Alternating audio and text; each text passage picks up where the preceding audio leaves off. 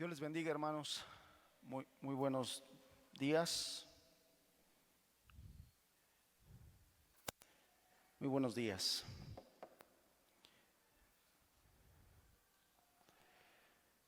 Que Dios nos ayude hoy a entender más de su palabra, a conocer más del Señor. Fíjense que el día de hoy me toca compartir con ustedes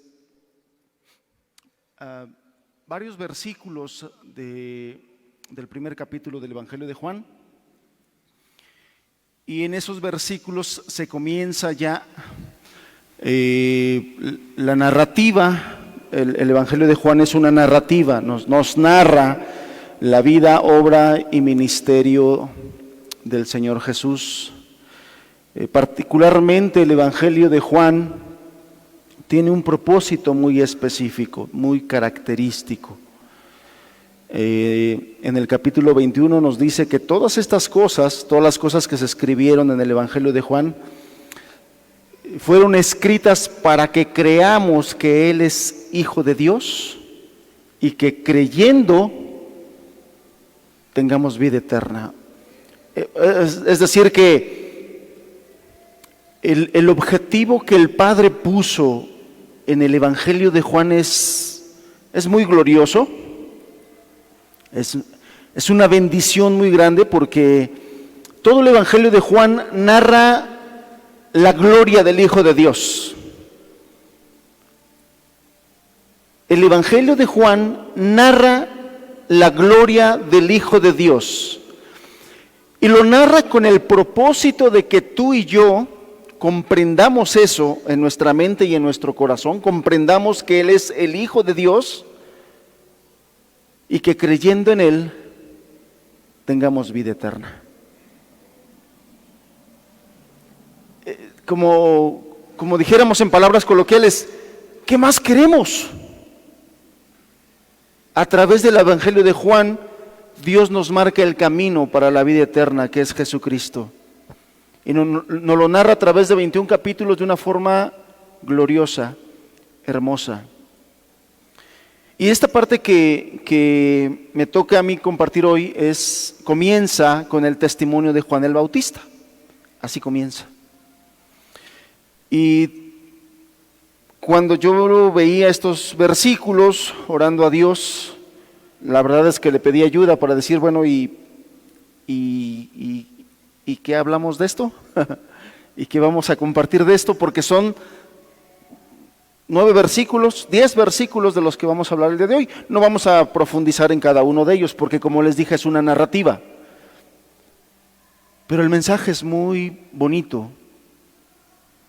Y otra vez, aunque vamos a hablar del Juan el Bautista apunta a Cristo, señala a Cristo, para que creyendo en Él tengamos vida eterna. Esto ya de sí, hermanos, debiera a nosotros de ponernos en una grande expectativa, de decir, conociendo esto, yo puedo obtener el regalo, el tesoro más valioso que hay en el universo, que es la salvación de tu alma. Yo no sé si lo has visto así, yo no sé si has visto como el hecho de la salvación de tu alma como el aspecto más importante de toda tu vida. Yo no sé si has visto el hecho de la salvación de tu alma y poseer eso como poseer el tesoro más grande que pudieras poseer. Porque ¿de qué le servirá al hombre ganar todo el mundo si al final pierde su alma? Y entonces el Señor te dirá, como le dijo a aquel hombre: necio, hoy por la noche vienen por tu alma, y lo que has acumulado, ¿de quién será? Se quedarán tus hijos peleando por ello, a lo mejor, como en muchas familias pasa.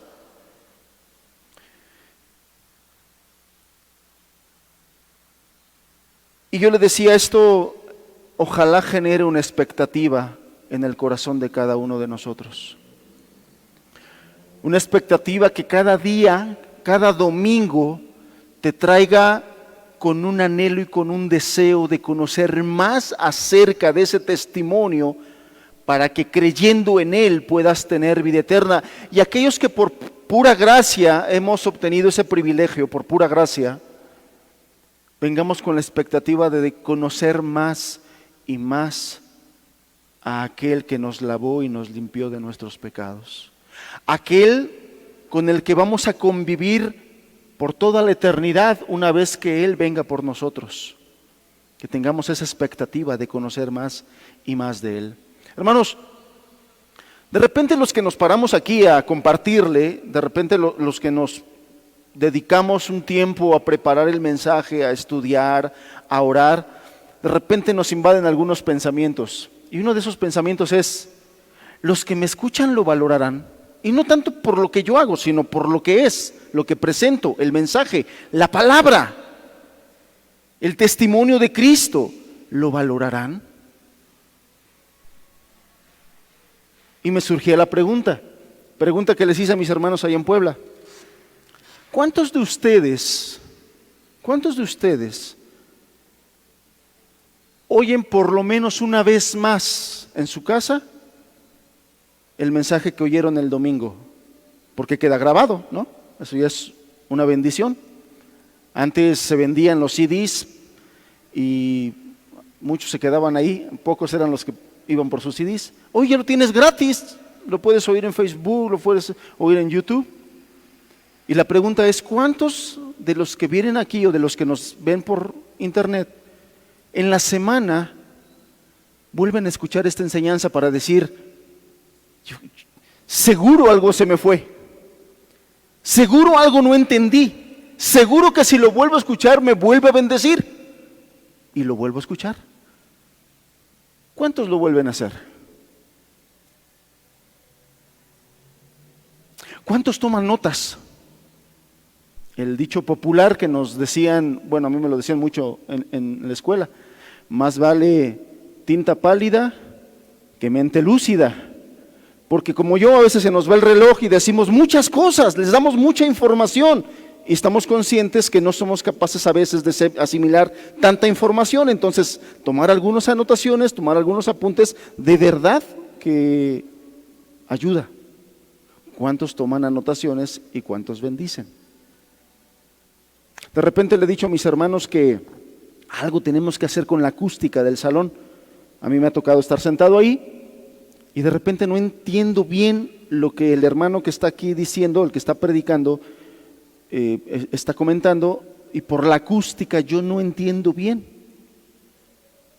Y la verdad es que en la grabación también queda con más claridad, con más nitidez. ¿Cuántos toman anotaciones para decir, para que no se me olvide, lo voy a volver a repasar, lo voy a volver a estudiar? Porque tengo expectativa, porque quiero conocer más del Hijo de Dios, porque la palabra dice que creyendo en Él, tengo vida eterna. Hermanos, una de las principales razones de nuestra poca espiritualidad es porque le dedicamos poco tiempo al estudio de la palabra. Una de las principales razones de nuestros pocos frutos es porque somos poco espirituales, y somos poco espirituales porque poco buscamos a Dios, porque poco nos esforzamos en conocer más de Dios.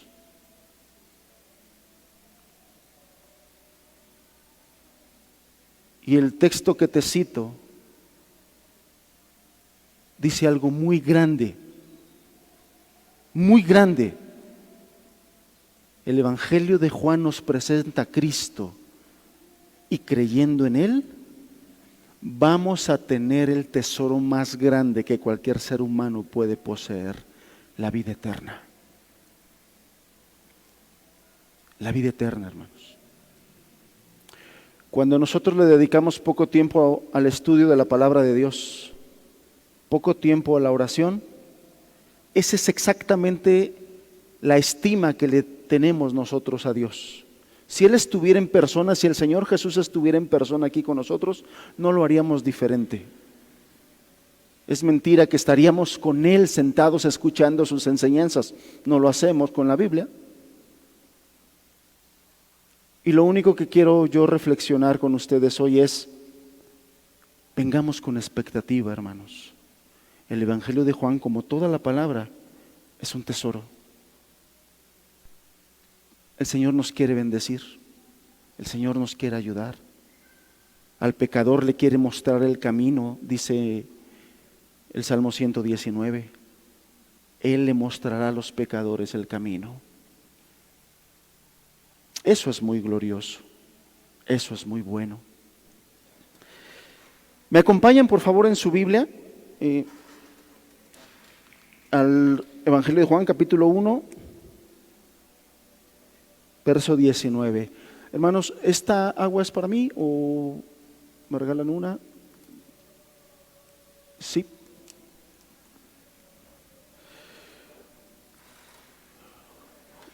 Juan capítulo 1,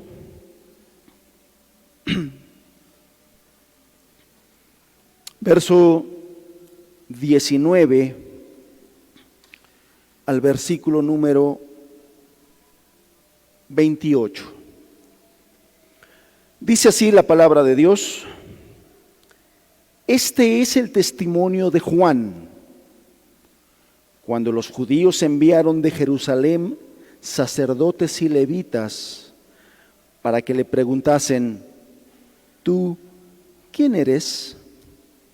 Confesó y no negó, sino confesó: yo no soy el Cristo. Y le preguntaron: ¿qué pues? ¿Eres tú Elías? Dijo: no soy. ¿Eres tú el profeta? Y respondió: no. Le dijeron: pues, ¿quién eres? Gracias.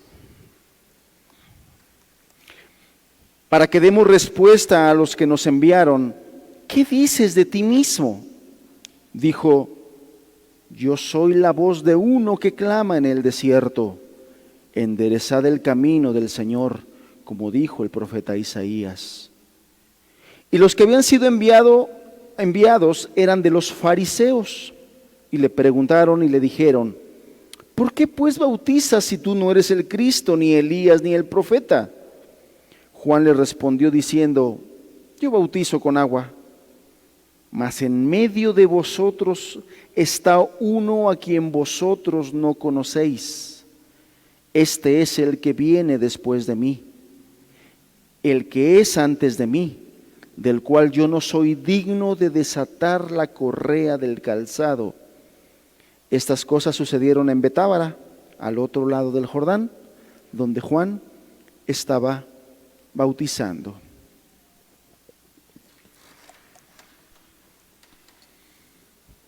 Le decía yo que a partir de este versículo comienza ya la parte histórica, narrativa del Evangelio de Juan, propiamente dicho. O sea, ya a partir del verso 19 ya empieza el relato, porque hasta el versículo número 18, lo que han estado predicando nuestros hermanos, se había estado leyendo afirmaciones muy profundas, importantes, acerca de la naturaleza divina de Cristo, su encarnación, su dignidad, todo eso. O sea, hasta el versículo 18,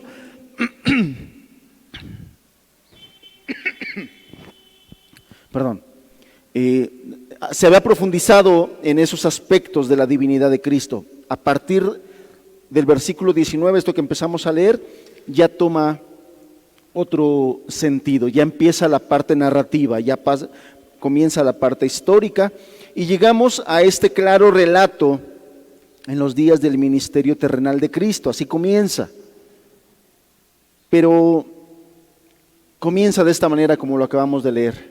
Comienza con el testimonio de Juan el Bautista.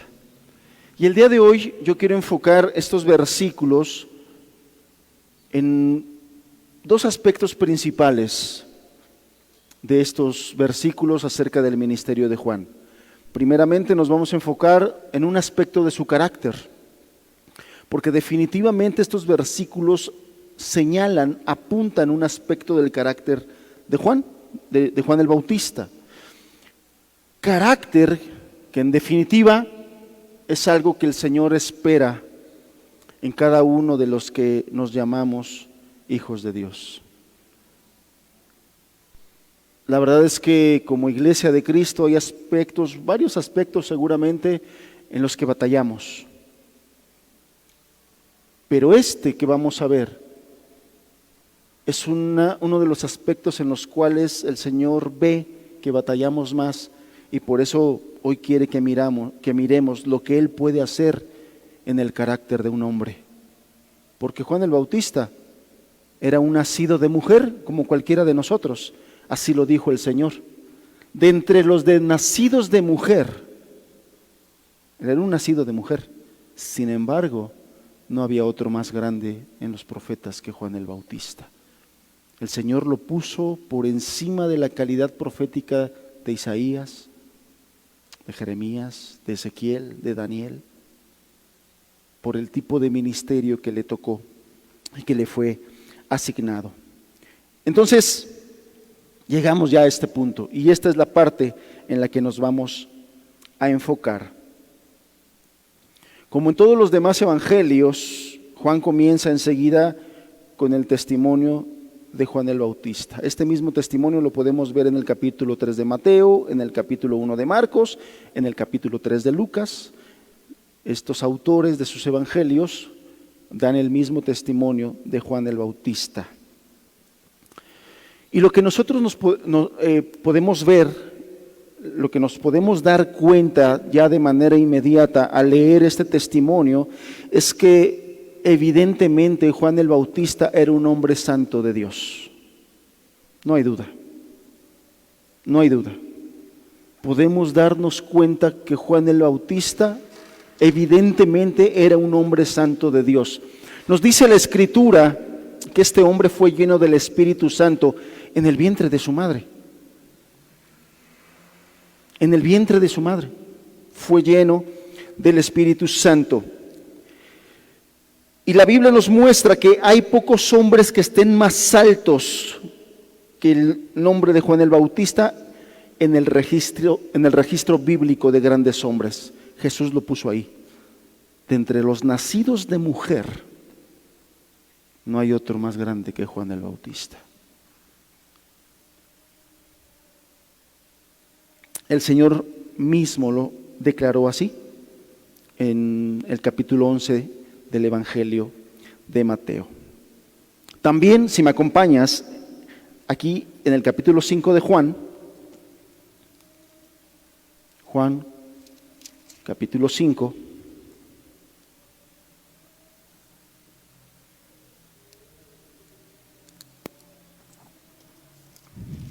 verso 35. Vamos a leerlo desde el 34 para que nos demos cuenta de qué viene hablando, nos demos cuenta que está hablando el Señor Jesús. Dice el verso 34 de Juan 5, pero yo no recibo testimonio de hombres alguno, mas digo esto para que vosotros seáis salvos. Verso 35, Él era antorcha que ardía y alumbraba, y vosotros quisiste regocijaros por un tiempo en su luz. Mas yo tengo mayor testimonio que el de Juan, porque las obras que el Padre me dio para que cumpliese, las mismas obras que yo hago, dan testimonio de mí, porque el Padre me ha enviado. El Señor Jesús está hablando de él, pero hace mención de Juan el Bautista. Y fíjate el crédito que le da a este hombre. Verso 35, Él era antorcha que ardía y alumbraba. Él era antorcha que ardía y alumbraba.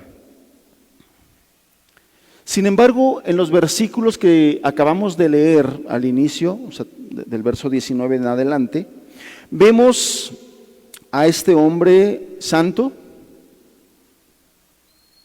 en una actitud humilde, rebajándose a sí mismo, lleno de humildad, Él aparta de sí la honra que los judíos de Jerusalén estaban dispuestos a darle. Él declina a cualquier título, a cualquier lisonja. Habla de sí mismo como solo una voz que clama en el desierto y como alguien que bautiza con agua.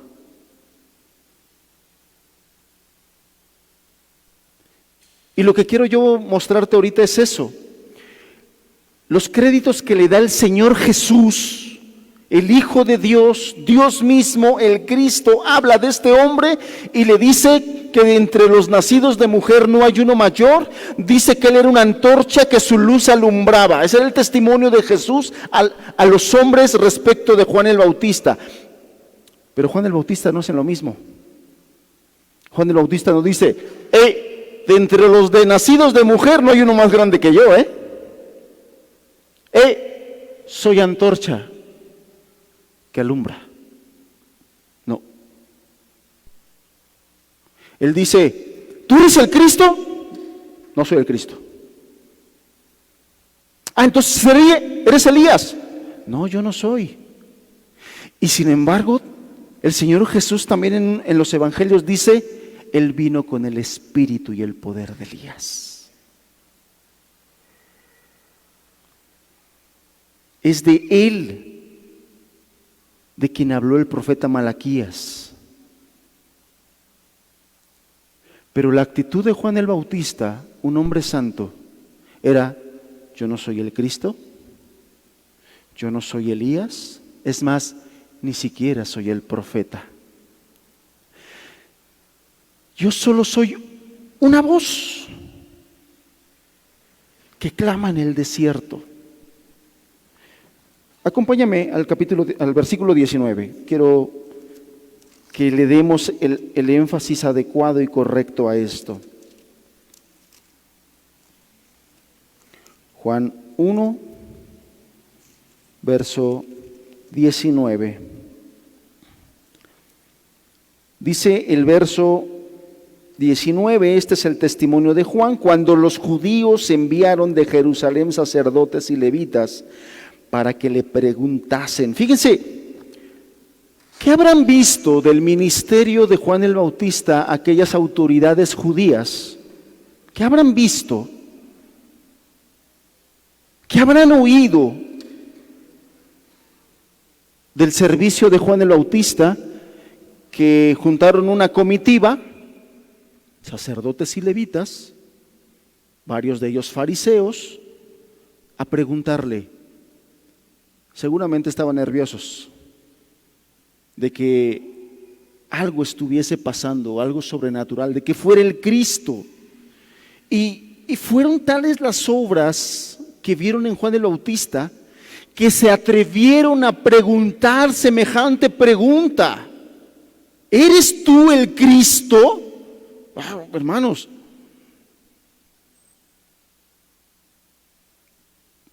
¿qué vieron en Juan el Bautista? ¿Qué oyeron de Juan el Bautista? Que fueron capaces de preguntarle, ¿eres el Cristo? No. ¿Eres Elías? No. ¿Eres el profeta prometido? No. Seguramente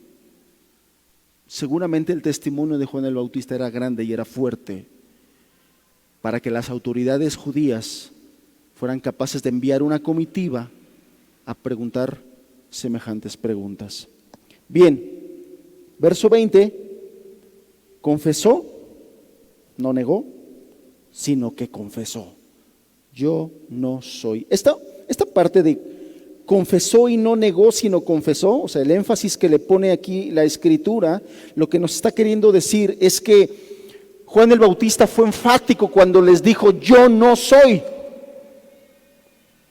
No les dejó lugar a duda de que él no era el Cristo. Cuando dice aquí, confesó y no negó, sino que confesó, esa frase lo que nos da a entender es el rotundo y categórico no o negación de Juan el Bautista del que lo compararan con Cristo. Él no se sentía cómodo con que le preguntaran siquiera eso. ¿Cómo crees? ¿Cómo crees que yo voy a ser el Cristo? Más adelante dice, yo no soy digno de desatar su correa de sus zapatos. En la cultura judía de aquellos tiempos, los encargados de desatar las correas de los zapatos de los reyes, de la gente importante, era el sirviente de menor categoría, el sirviente más bajo. Permítame, discúlpeme decirlo así, el más corriente y el siervo y el esclavo más barato era el encargado de desatar la correa de los zapatos del rey.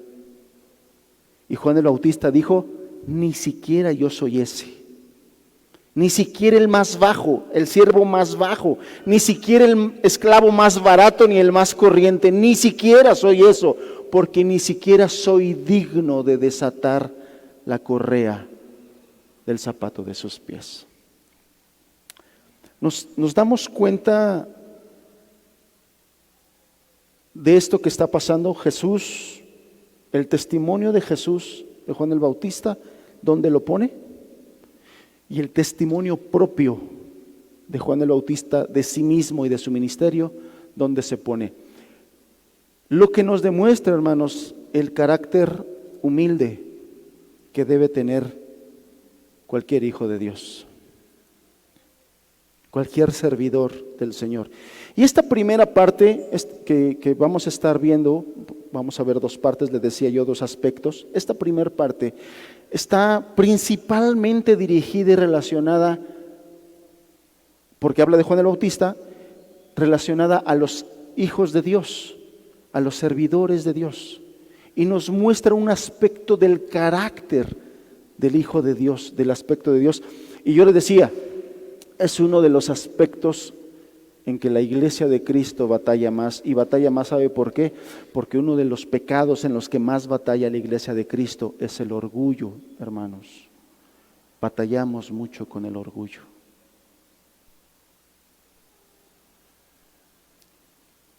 Y humildad y orgullo se contraponen. Uno es, si lo vemos desde el aspecto de las cartas de Pablo a los Gálatas, Gálatas 5:19 dice que andemos en el Espíritu para que no satisfagamos las obras de la carne. La humildad, un fruto del Espíritu; el orgullo, un fruto de la carne. Y constantemente estamos en esa guerra. Constantemente estamos batallando con ese pecado, el pecado de orgullo, hermanos. Y la Biblia, por muchas partes, nos advierte contra eso. Es más, si algún cristiano piensa que no es orgulloso, o sea, además de orgullo, te falta luz. O sea, no hay otra explicación. El pecado de orgullo, hermanos, está muy arraigado en la carne del ser humano. Y aunque Dios ha hecho cosas nuevas en muchos de nosotros, el apóstol Pablo en la carta a los Efesios nos dice que todos los días debemos de estarnos despojando del viejo hombre, porque ese viejo hombre está plagado de orgullo y batallamos con eso. Y todos los días tenemos que estar batallando con eso. Y en estos primeros pasajes vemos a un siervo de Dios, dentro de los de nacidos de mujer, de los más grandes, y él mismo poniéndose en ese punto de soy el más indigno, soy el más indigno. Él no reclamaba ninguna honra para él, sino todo para Cristo. Exaltar a Cristo era su misión y a ellos se entregaba firmemente. Lo tenía muy claro, él tenía muy claro. Y me encanta la predicación expositiva, hermanos, porque desde que empiezas a leer y desde que empiezas a estudiar, ya inmediatamente la palabra te está confrontando. La palabra te está confrontando ya. La palabra, hace unos meses estudiamos la carta de Santiago, y Santiago nos dice que la Biblia es un espejo.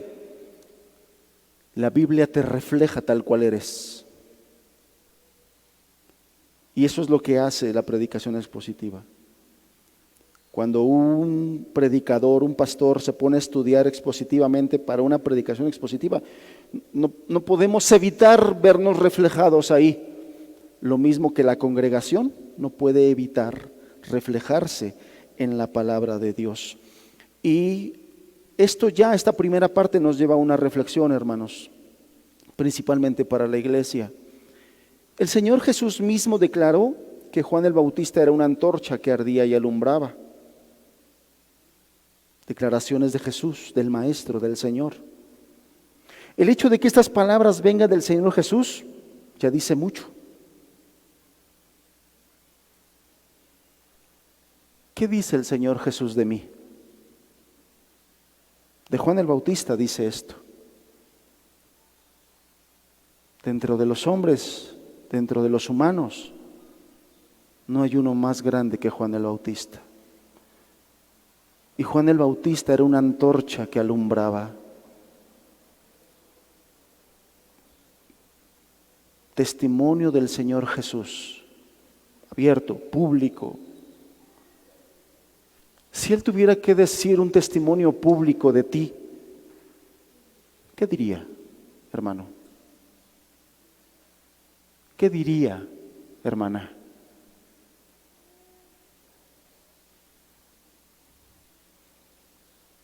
Si Él tuviera que decir un testimonio público de mí, ¿qué diría? Porque Él nos conoce, porque Él nos ve todos los días,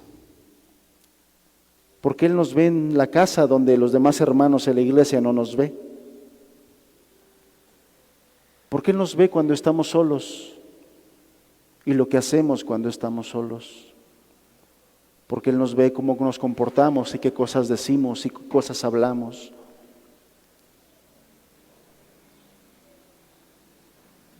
Al mirar Jesús todas esas cosas de uno, y si tuviera Él que dar un testimonio público de nosotros, ¿qué diría?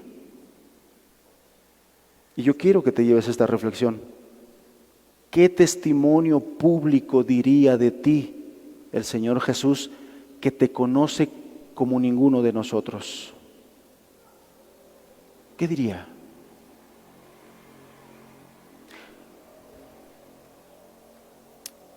Eso es lo que realmente debería de importarnos. ¿Qué piensa el Señor de mí? ¿Qué es lo que mira Él en mí? Eso es lo que realmente debería importarnos, preocuparnos.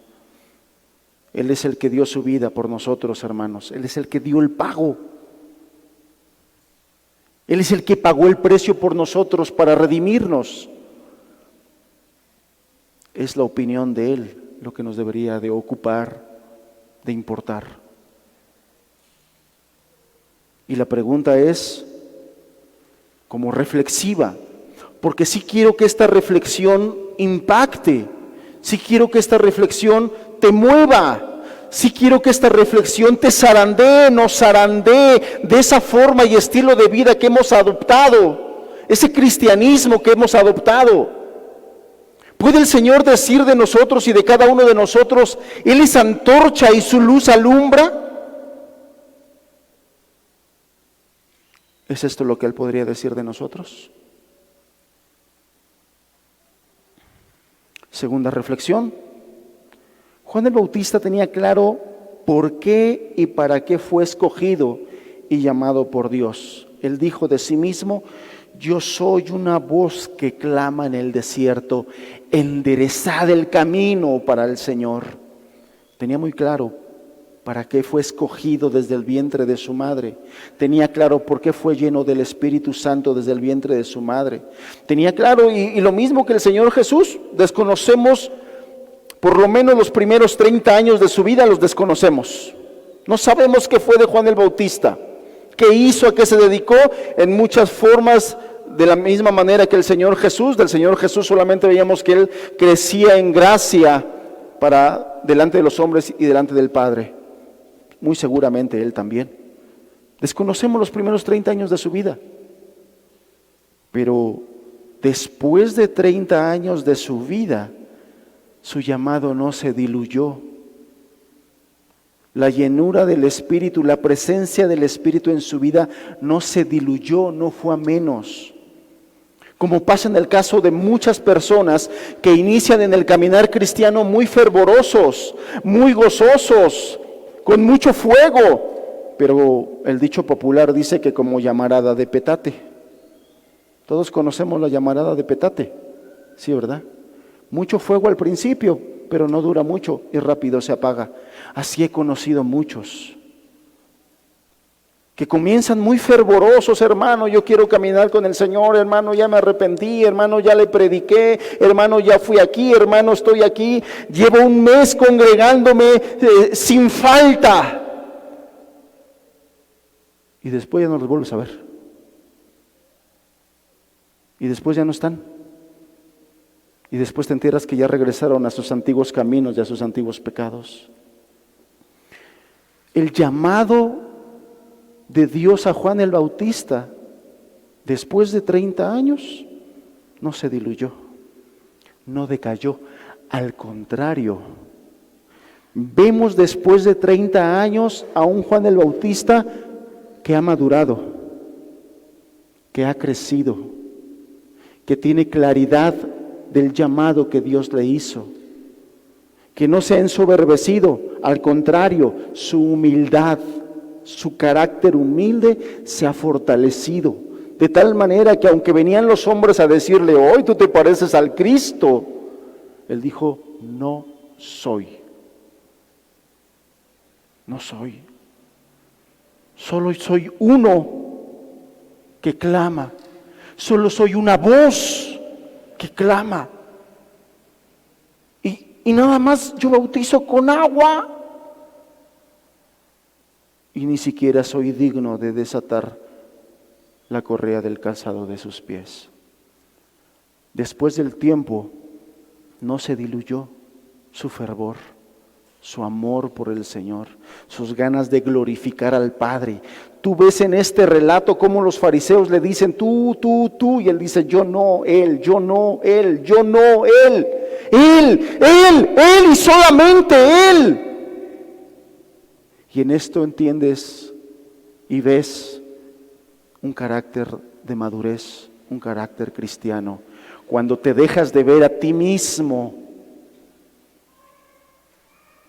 y toda la gloria es para el Señor.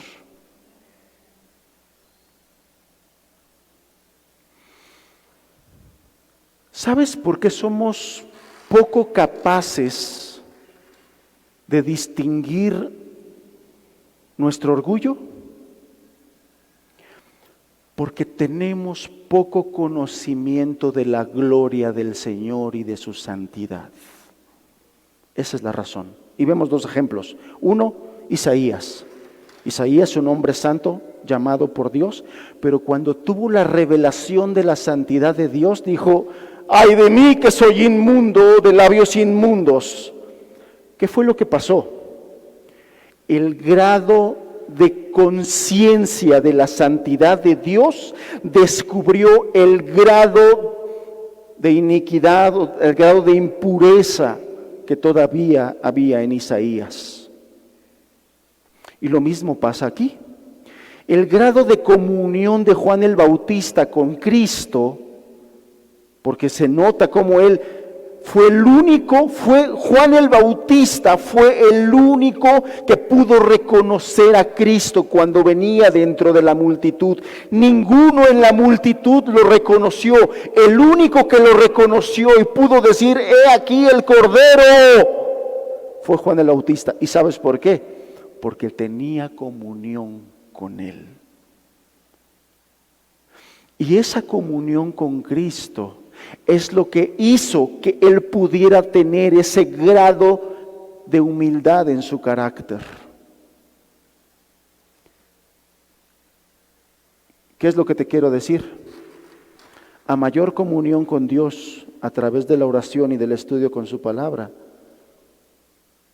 mayor humildad.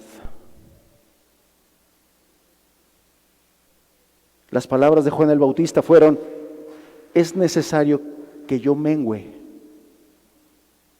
y que Él crezca. Es necesario que yo muera, pero que Él viva. Cuando nosotros tenemos comunión con Dios, hermanos, y valoramos nuestra comunión con Dios y cuidamos nuestra comunión con Dios, de verdad le damos valor, de verdad le damos importancia como lo más importante en nuestra vida, nuestro yo va muriendo y la gloria de Cristo va brillando. Pero también sucede al revés. Cuando nosotros descuidamos la comunión con Dios en oración o le damos poquito tiempo de oración y le damos poquito tiempo al estudio serio, profundo de la palabra de Dios, se nota. Cada vez eres más tú y te pareces más a ti y tu carácter es el que surge, o nuestro carácter es el que surge y Cristo no es glorificado. Al contrario, se vitupera el nombre del Señor.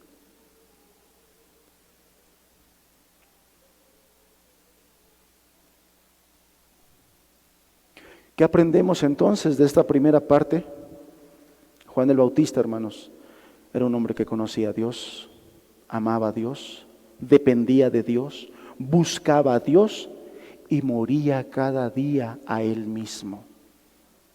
Y podía honrar al Señor y glorificar al Padre.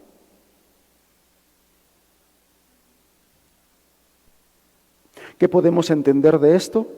Que nosotros hacemos lo contrario, va a pasar exactamente lo contrario de la vida de Juan el Bautista. No seremos antorcha, no seremos luz, seremos tinieblas. Y el Señor Jesús dijo unas palabras muy fuertes: si la luz que hay en ti son tinieblas, ¿cuánto más serán las tinieblas?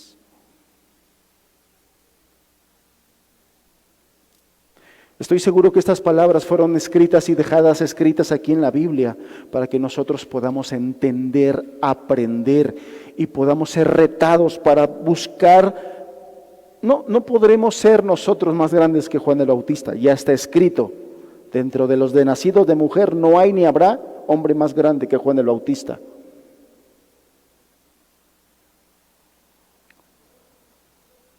Pero sí podemos ser, como dijo el apóstol Pablo, como hijos amados de Dios allá en Efesios 5. Sed pues imitadores de Dios como hijos amados. Eso sí podemos serlo. Y sí creo que podemos nosotros cultivar este carácter de humildad. Sí creo que podemos hacerle la guerra a nuestro orgullo, terrible orgullo, que nos estorba, que nos lleva a pelear, a pleitear. Sí podemos, si nosotros tenemos lo que tenía Juan el Bautista. Juan el Bautista, te decía yo, tenía claro el llamado del Señor para su vida. Hermanos, la Biblia dice que nosotros también tenemos un llamado, nosotros también tenemos un propósito, como persona, como esposo, como padre, como siervo, como hermanos, como iglesia, como cristianos, tenemos un llamado. Y si lo quieres ver de forma general, yo te invito a que me acompañes a Efesios capítulo 1, versículo 11 y versículo 12.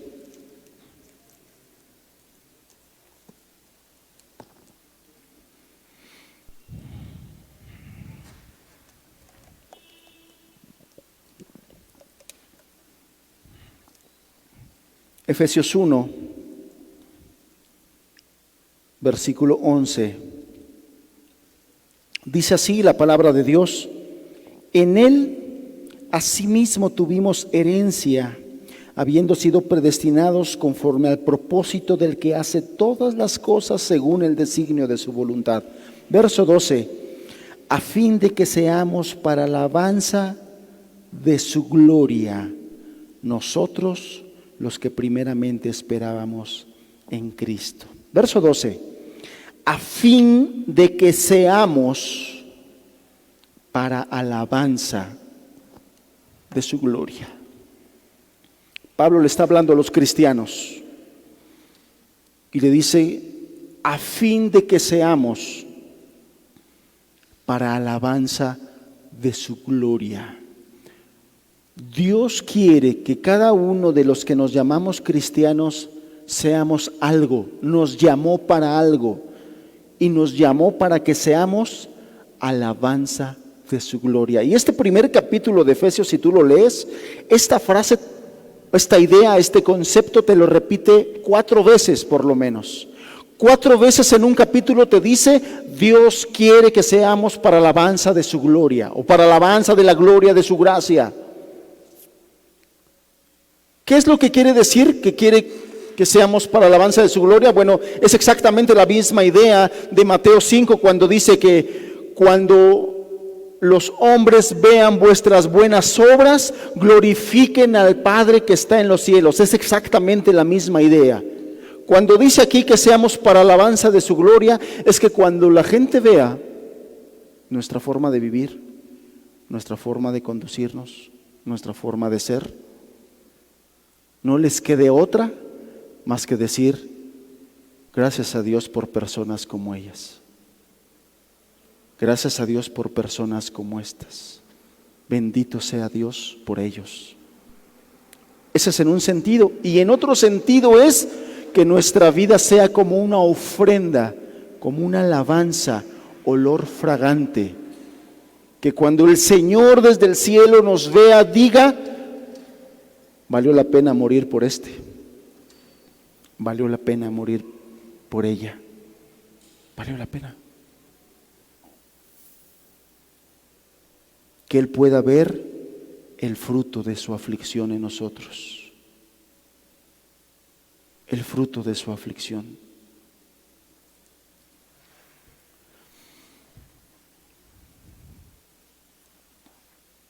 Los principales hombres de Dios a través de la historia, en todas las épocas de la iglesia, siempre han sido hombres con el espíritu de Juan el Bautista, humildes, humildes, diferentes, si quieren ustedes, en muchos aspectos, en dones, en carácter en general, pero en un aspecto siempre son iguales.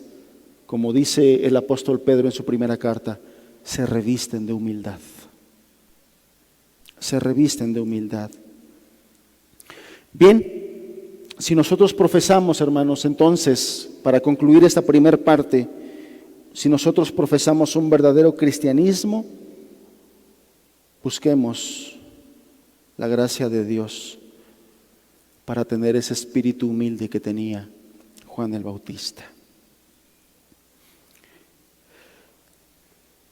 Ahora, la segunda parte, quiero hablar a todas aquellas personas que al día de hoy, después del tiempo que tienes de escuchar, no has sido salvo, no caminas hoy en la gracia del Señor porque no has querido arrepentirte, porque no has querido creer, porque no has querido confiar, por la razón que sea.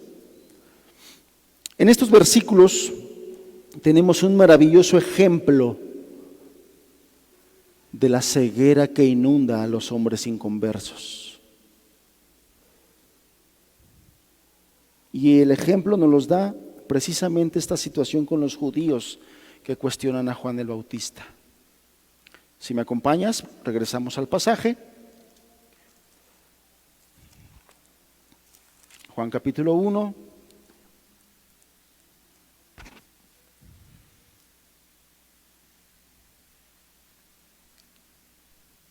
Verso 26. Juan les respondió diciendo: yo bautizo con agua, mas en medio de vosotros está uno a quien vosotros no conocéis. Mas en medio de vosotros está uno a quien vosotros no conocéis.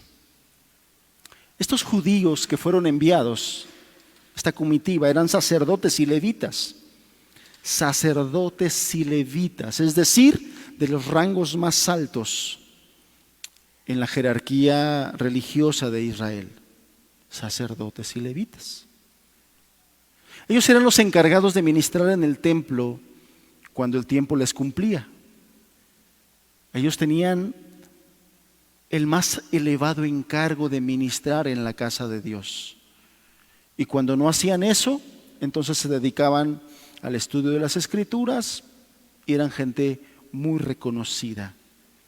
Estos hombres profesaban estar esperando la llegada del Mesías. Era lo que proclamaban, era lo que decían, era lo que enseñaban. Nosotros esperamos la llegada del Mesías. Y de la misma manera como todos los fariseos, ellos se enorgullecían de ser hijos de Abraham, de ser los poseedores de los pactos de Dios. Ellos descansaban en la ley, alardeaban de Dios, profesaban conocer la voluntad de Dios y creer en las promesas de Dios. Ellos confiaban que eran guías de ciegos y luces para aquellos que estaban en tinieblas. Esto es lo que ellos creían.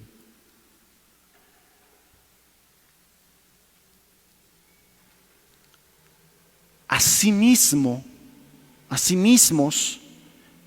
se decían ellos que ellos conocían a Dios y conocían de Dios y caminaban con Dios y eran hijos de Dios.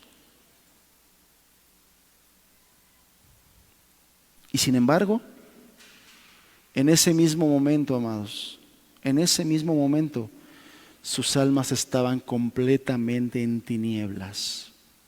¿Y qué era lo que demostraba esto? ¿Qué era lo que denunciaba? Que las almas de estos hombres que profesaban caminar con Dios, que profesaban ser hijos de Dios, lo que demostró sus tinieblas, las tinieblas de su alma, es que Juan el Bautista les dijo: en medio de ustedes, en medio de vosotros, les dijo Juan el Bautista, está uno que ni siquiera conoces. En la vida de cuántos aquí, hermanos, amados congregantes, amigos que nos visitan, ¿en cuántos de ustedes se puede decir estas mismas palabras? Si Juan el Bautista estuviera aquí, ¿a cuántos de los que están aquí les diría las mismas palabras? En medio de ti ha estado uno que ni conoces, que ni conoces. Por 5 años, por 10 años, por 15 años, por 5 meses, ha estado en medio de ti uno que al día de hoy ni conoces. Ni conoces.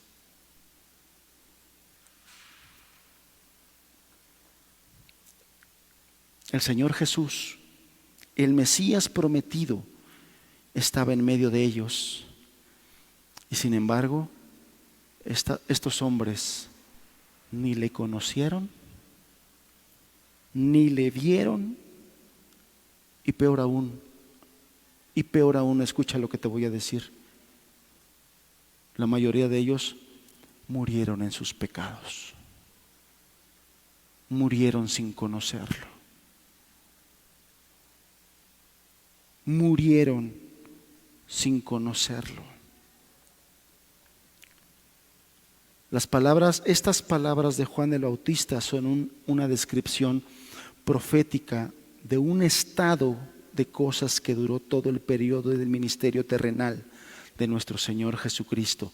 Muchas personas, ese tiempo que el Señor Jesús estuvo en la tierra, muchas personas así estuvieron. Versículos atrás nos dice: a los suyos vino y los suyos no le recibieron. No le recibieron. Y cuando la Biblia dice esas, la responsabilidad se la deja a aquellos que no lo recibieron, porque el reino de los cielos se acercó a ellos. El reino de los cielos vino a ellos. El Padre envió a su Hijo para ellos y no lo recibieron. Y no lo recibieron. Por lo tanto, la responsabilidad queda en aquellos que se les presentó y no lo recibieron. Y el Señor Jesús Por mucho tiempo a muchas personas aquí se les ha presentado, porque se les ha presentado el Evangelio y no lo recibieron. Y no lo recibieron. Cristo estuvo en medio de los judíos. Los judíos no lo conocieron. Y lo más terrible de eso, la mayoría de ellos murieron sin conocerlo, murieron en sus pecados. Este pensamiento solemne o pensar en las palabras de Juan el Bautista en este lugar se aplica estrictamente a miles de personas hoy en la actualidad. El Señor Jesús sigue muy activo porque quiere seguir salvando. El Espíritu Santo, el cual ha sido enviado por el Señor Jesús, está muy activo porque quiere seguir salvando. Él quiere dar convicción de pecados a aquellos que se sienten muy bien en sus pecados. ¿Sabes cuál es el peor castigo que Dios puede enviar a una persona en esta tierra? Muchos piensan que es que se abra la tierra y me trague. No, ese no es el peor castigo. Muchos dicen que me caiga un rayo y me consuma. No, ese no es el peor castigo. El peor castigo es que Dios pase por donde estás y te ignore. No hay peor título para un ser humano en esta tierra que ser el ignorado de Dios. Ese es el peor título que puede haber para una persona. Y sin embargo, Dios no quiere darle a nadie ese título, porque la gracia de Dios se ha manifestado para todos los hombres, para enseñarnos a renunciar a la impiedad y a este siglo malo, para enseñarnos a vivir en este tiempo santa, justa y piadosamente. Pero aquella persona que se siente a gusto en su pecado, aquella persona que han pasado 10 años de estar escuchando el Evangelio, de estarse congregando, de estar escuchando la palabra de Dios y no tienes ninguna sensación, ningún entusiasmo, ningún anhelo de entregar tu vida a Dios, sabes que yo estaría llorando. Sabes que yo le pediría a la iglesia, lloren por ese hombre, porque ese hombre, si no se arrepiente, perecerá en sus pecados. Porque lo único que te puede llevar a Jesucristo es que reconozcas tu condición perdida, tu estado de condenación, la miseria de tu vida y el vacío de tu alma. Es lo único que te puede llevar al Señor Jesucristo, en humildad reconociendo que lo necesitas. Pero si estás contento en tu vida sin Jesús, si estás a gusto en tu vida, pobre de esa persona, porque va camino a la condenación. Porque estás a gusto en el camino ancho y espacioso que lleva a la perdición. Estás a gusto ahí. Estás a gusto ahí.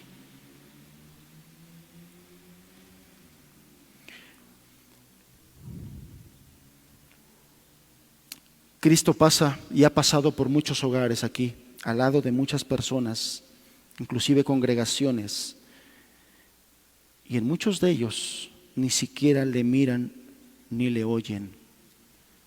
El espíritu de inactividad, de somnolencia espiritual, parece haberlos invadido. El dinero, el placer, el mundo los conoce, pero no conocen a Cristo. El reino de Dios se ha acercado, es lo que vino diciendo el Señor Jesús. El reino de los cielos se ha acercado. El reino de los cielos se ha acercado. Eso significa salvación para ti, para los tuyos. Pero muchos duermen. La salvación está a su alcance, pero ellos duermen. La misericordia, la gracia, la paz, el cielo, la vida eterna están tan cerca que podrían tocarlos. Pero estás durmiendo en tus pecados, pero estás muerto en tus pecados. No quieres ver a Cristo. Cristo ha estado en medio de nosotros aquí. Su Espíritu Santo nos ha visitado, pero no le conoces. Y ver a tantos aquí por tantos años y no conoces a Cristo es algo lamentable. Es algo lamentable. Muchos de los que nos hemos parado aquí a compartir y hemos visto lo que Dios hace y lo que Dios quiere hacer, damos testimonio de eso. Dios ha estado aquí queriendo dar salvación a muchos de los que hoy no la tienen y le han rechazado. Le has rechazado. ¿Qué nos toca hacer a nosotros entonces? Clamamos por ti.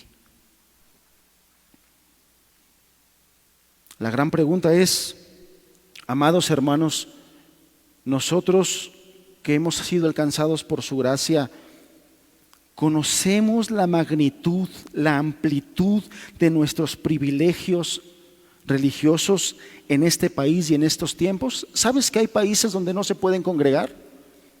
¿Sabes que hay países donde no pueden predicar la palabra de Dios? ¿Sabes que hay países donde no pueden sacar libremente una Biblia ya estando en la calle o reunirse en una casa libremente y abrir la Biblia para alimentar sus almas, como decía nuestro hermano al inicio de la reunión? ¿Sabes que hay lugares donde no lo pueden hacer? En nuestro país tenemos esos privilegios. ¿Los aprovechamos como tal? ¿Agradecemos al Señor como eso? Podemos congregarnos y sin embargo hay algunos que pudieran hacerlo y no quieren hacerlo. Podemos predicar, podemos reunirnos para alabar a nuestro Dios y a nuestro Señor. El Señor nos ha visitado.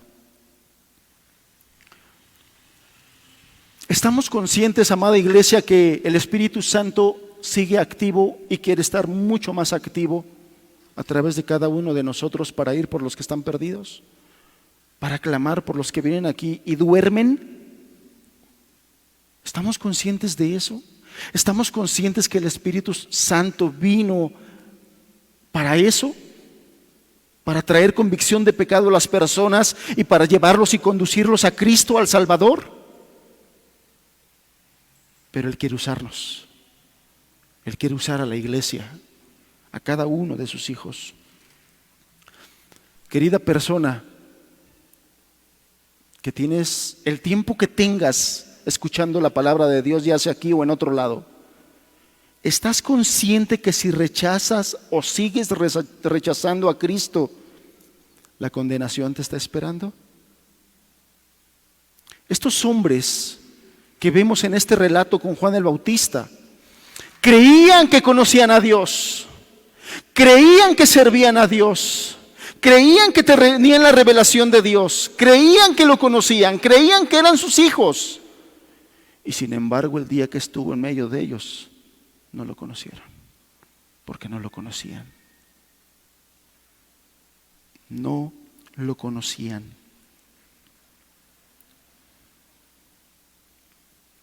Bienaventurados todos aquellos que tienen en cuenta estas preguntas y si las hacen y reflexionan.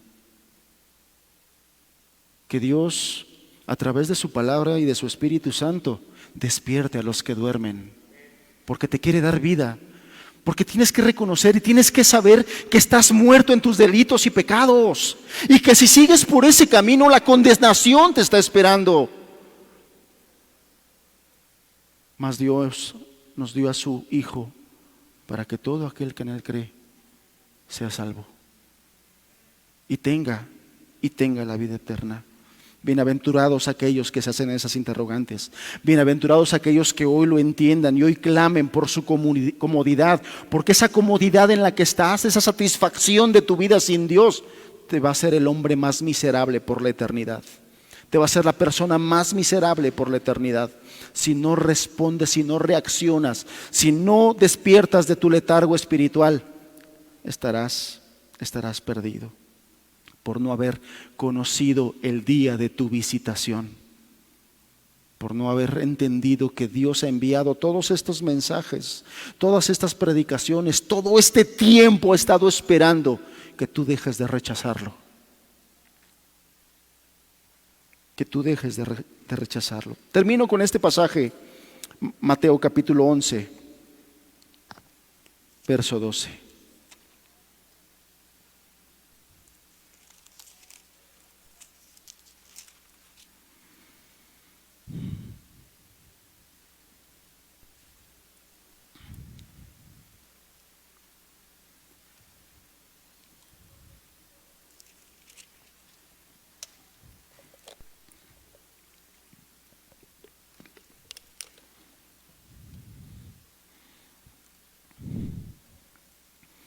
Mateo capítulo 11, verso 12 dice: desde los días de Juan el Bautista hasta ahora,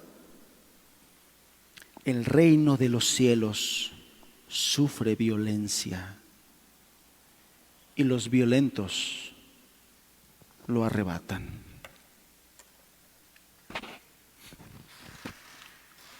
El día de hoy comenzamos hablando acerca del testimonio de Juan el Bautista.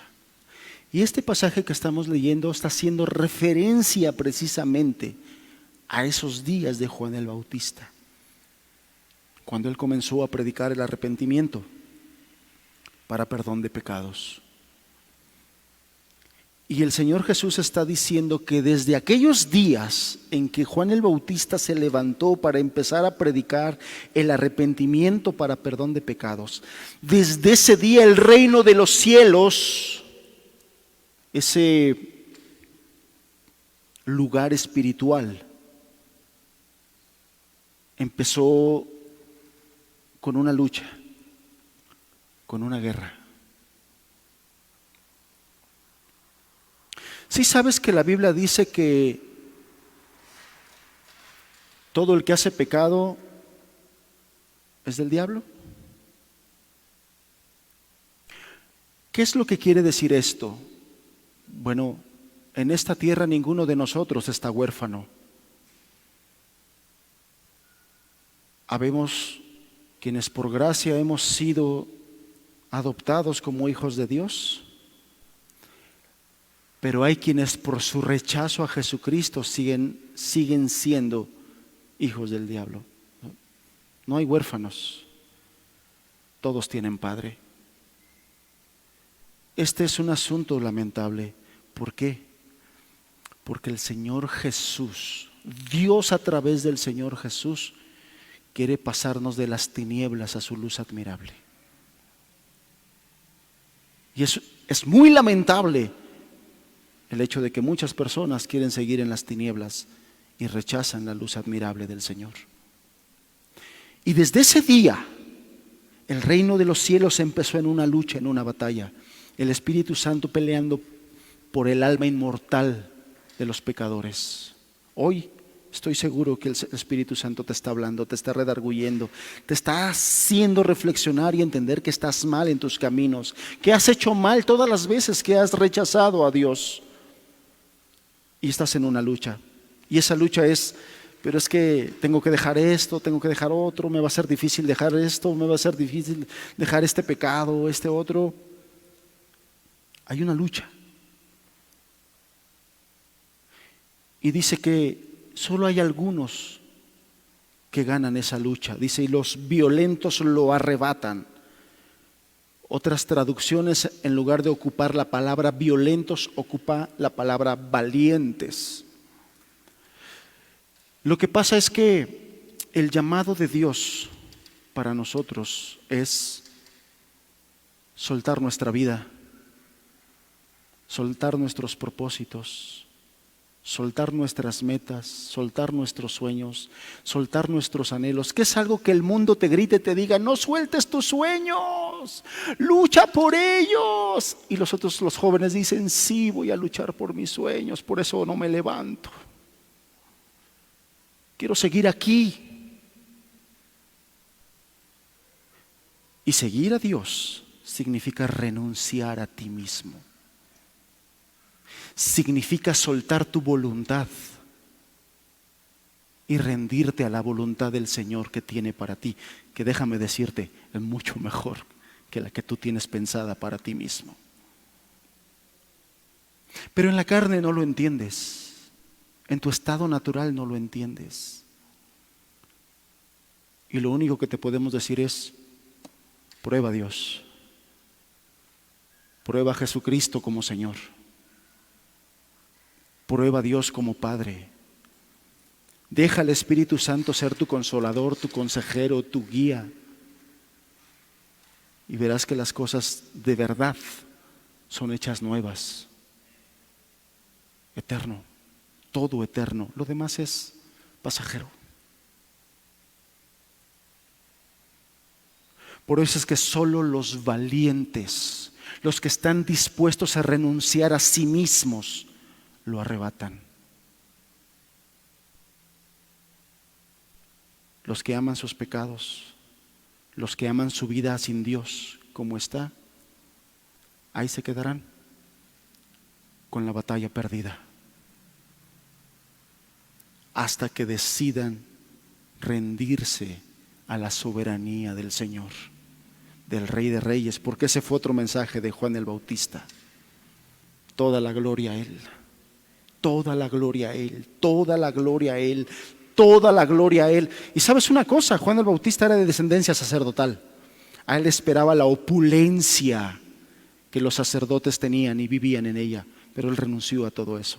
Él decidió vivir en el desierto vestido de pieles y alimentándose de flores silvestres, y renunció a su vida, renunció a su vida. Amados todos los que estamos aquí, iglesia del Señor, queremos darle fruto al Señor, queremos brillar para Él, queremos cumplir con el llamamiento santo al cual hemos sido llamados, porque todos y cada uno de los miembros de la iglesia tienen un llamado que es santo, que no proviene de hombres, que proviene del Señor, al cual tenemos que atender, la profesión a la que hemos sido llamados. Queremos darle gloria con eso. Rindámonos, seamos humildes, aprendamos del Señor que es manso y humilde. Tenemos que pelear todos los días contra nuestro orgullo, todos los días contra nuestro orgullo. Amada persona, qué lamentable hecho es el hecho de que el Señor venga y pase en medio de ti y tú ni te des cuenta. Qué lamentable es eso, qué triste situación es esa, que el Señor venga con propósitos eternos a buscarte y tú ni te des cuenta.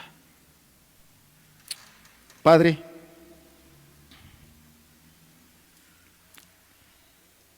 toda la honra y toda la gloria sea Jesús, el Rey de Reyes, el Señor de los señores, el Alfa, el Omega, admirable,